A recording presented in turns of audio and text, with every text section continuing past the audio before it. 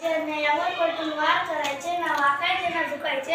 अन्यायावर पलटून वार करायचे, सन्मानाने जगायचे आणि सन्मानानेच मरायचे. सन्मानाने जगायचे आणि सन्मानानेच मरायचे. अशी शिकवण देणाऱ्या राजमाता जिजाऊ यांच्याबद्दल मी आज 2 शब्द भाषण करणार आहे. हिंदवी स्वराज्याची पताका नभ्याभिमानाने डोलते, नभ्याभिमानाने डोलते. लक्ष देऊन ऐका मी जिजाऊ बोलते, लक्ष देऊन ऐका मी जिजाऊ बोलते.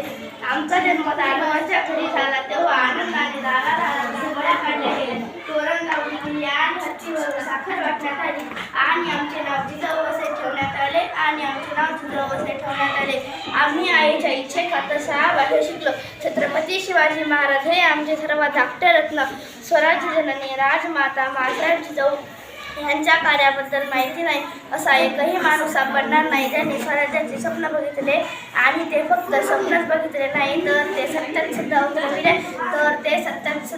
उतरविले. आमचा जन्म 12 जानेवारी 1598 रोजी बुलढाणा जिल्ह्यातील सिंदखेड राजा येथे झाला. आमच्या वडिलांचे नाव जोतीराव जाधव व आईचे नाव म्हाळसाबाई असे होते. शहाजीराजे भोसले यांच्याशी आमचा विवाह झाला. रयतेपासून न्याय अन्याय अत्याचार पाहून आम्हाला नेहमी वाटते की आपल्या लोकांचे राज्य स्वराज्य असायला हवे. हिंदवी स्वराज्याचे तेजस्वी स्वप्न आम्ही पाहिले होते. हिंदवी स्वराज्याचे तेजस्वी स्वप्न आम्ही पाहिले होते.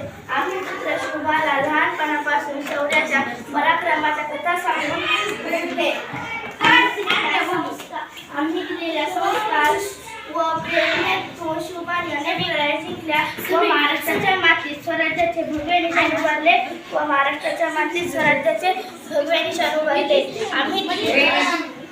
आम्ही एवढे बोलून मी माझे 2 शब्द संपवते. जय हिंद, जय भारत. धन्यवाद.